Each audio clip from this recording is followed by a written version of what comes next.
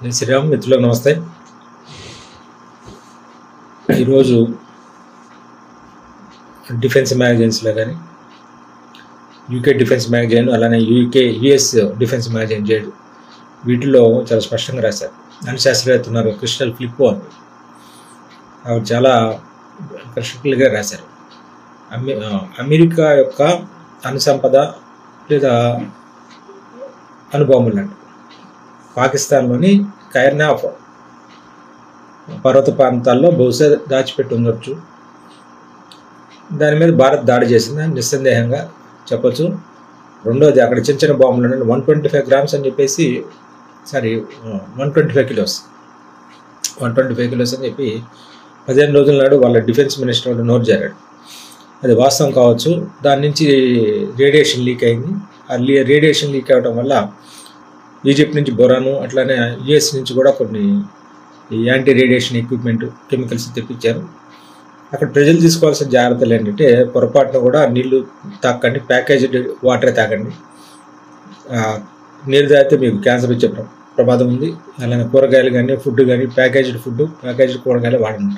వాళ్ళు ఫుడ్ లేక చేస్తున్నారు తల్లి, బహుశా తెలియదు, అందుకని చెప్పి ఆ జాగ్రత్తలు అని చెప్పింది. ఈ న్యూక్లియర్ ఇవన్నీ లీక్ అయితే రేడియేషన్ వస్తే ఏం చేయాలని చెప్పింది. సరే, రెండోది, ఎక్కడైనా తాకితే కనుక పదే రుద్దండి అంటే సబ్బుతో కానీ వాటర్ ఇట్ ఈస్, దాంతో బాగా చర్మం లేచిపోయేంతగా రుద్దండి, లేకుంటే రేడియేషన్ మీ శరీరంలోకి వెళ్ళిందంటే క్యాన్సర్ వచ్చే ప్రమాదం ఉంది. ముందు అక్కడి నుంచి ఒక 2-3 కిలోమీటర్ల వరకు తీసేసేయండి, మనుషుల్ని ఆవాసాలన్నీ తీసేసేయండి, లేకుంటే చాలా దుష్పరిమాణాలు రావచ్చు అని చెప్పి చెప్పింది.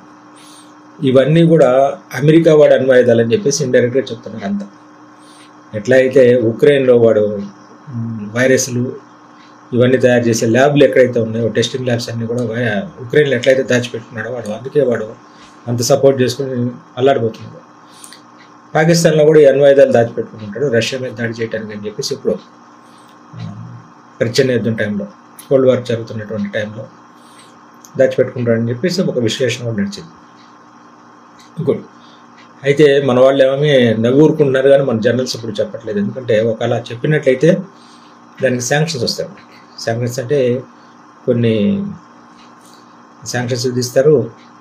అంటే అణు ఆధారిత లేదా అణు విద్యుత్ రంగానికి పనికొచ్చేటువంటి కొన్ని ప్లూటోనియం, ఇటువంటి అణు పదార్థాలు మనకి సప్లై ఆగిపోతుంది, ఆర్థికపరమైన కూడా ఇబ్బంది ఉంటారు. మళ్ళీ నవ్వు ఊరుకుంటున్నాడు. నన్ను కూడా జనరల్ భర్తీ గారు నవ్వుతా విలేకరు ప్రశ్న అడిగితే, మా తెలియదే, మేము అక్కడ ఏమున్నాయో మాకు తెలియదు, బట్ దాడి అయితే చేసాం కానీ లోపల ఏమున్నాయో మాకు తెలియదు, మీరు చెప్తున్నారు కదా న్యూక్లియర్ అని, this is a news for me అని చెప్పేసి నవ్వుతా పెట్టేశారు.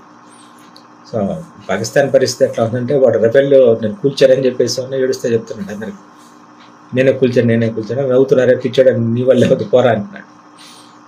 మనం నిజంగా చేసినవి కూడా చెప్పట్లేదు. అబ్బాయి మా సంబంధం ఎదుర్కొన్నాయి అంటున్నాడు. PL-15 చైనా యొక్క తయారీ క్షిపణులు అవన్నీ కూడా తుస్సుమన్నాయి, చాలా గొప్పగా చేశారు. అవన్నీ కూడా చాలా ఇంటాక్ట్గా దొరికాయి మనందరికీ.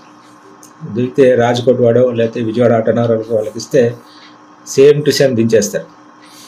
చైనా వాడి $3 లక్షల ఎంత ఉంటే కదా, మనలో 30,000 40,000 తయారు చేసేస్తారు. సో చైనా వాడిది అంతా కూడా డొల్లతనం అని చెప్పేసి బయటపడింది.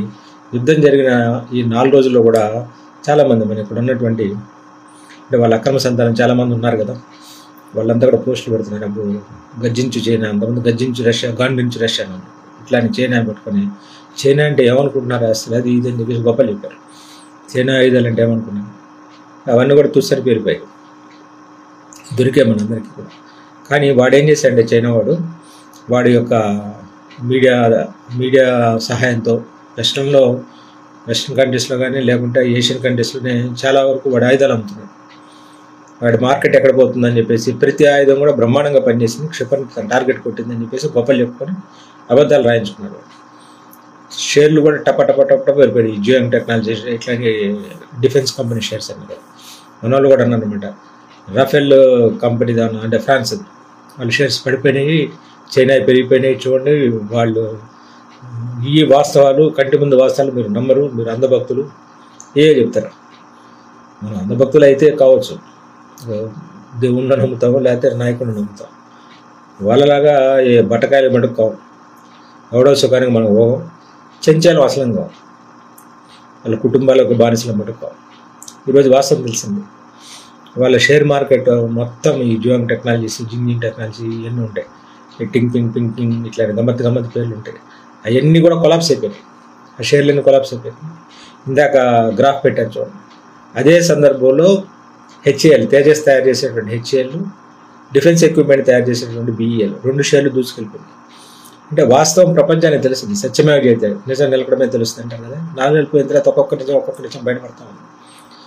ప్రభుత్వ ఉద్యోగాల్లో చేసేవాళ్ళు కూడా దేశ ప్రధాని నమ్మరు, ఆర్మీ జనరల్స్ నమ్మరు. బొచ్చుగాళ్ళు వీళ్ళు అసలు అర్థం కాదనమాట. వీళ్ళ మనస్తత్వం లేదా వీళ్ళ క్యారెక్టర్స్ అంటే అర్థం కాదు. ఏదో చిన్నప్పుడు వాళ్ళకి ఎవరో చెప్తూ ఉంటుంటారు, బాలానం రోదనం బలం అంటారు. ఈ పిల్లనాయకులు ఏడిస్తే బలం అని చెప్పి భ్రమలో ఉన్నారు.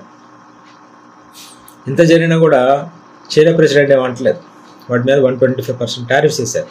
మనకెంత టారిఫ్స్ వేసింది యుఎస్ గవర్నమెంట్? యుఎస్ని మనం యాక్చువల్గా ధిక్కరించడం అంటే వాడిని అసలు జోకర్లా చూసాం. వాడి ఎస్టాబ్లిష్మెంట్ ఎప్పుడైతే పోతున్నాయో వాడు కలగజేసుకొని అయిపోయింది అంటే వచ్చేసి ఆపమని చెప్పి గోల్ చేశాడు. మనం చాలా నిదానంగా ఎక్కడ బయటికి రాకుండా వాళ్ళంతా టఫ్ బార్గెనర్. గుర్తుపెట్టుకోండి, మోడీ గారు వెరీ వెరీ టఫ్ బార్గెనర్. మొత్తం మన ప్రయోజనాలను సిద్ధించిన తర్వాత ఒక అధికార ప్రతినిధి మీద చేపించాడు. మనం చెప్పలేదు, మోడీ గారు చెప్పలేదు. మోడీ గారు ఇవాళ వెళ్ళి పంజాబ్లోని ఎయిర్ బేస్కి వెళ్ళి అక్కడ ఈ ఎయిర్ బేస్ బ్రహ్మాండంగా ఉంది, మీరు చెప్పిన ఆయన కట్టుగలను, అందుకని నేను గర్వంగా వెళ్తున్నానని చూపించాను.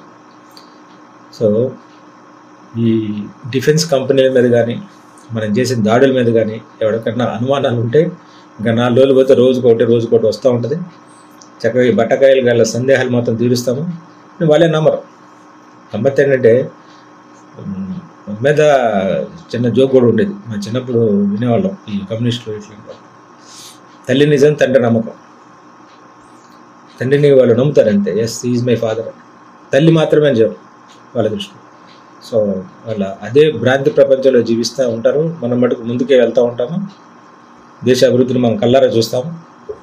జై హింద్, జై శ్రీ.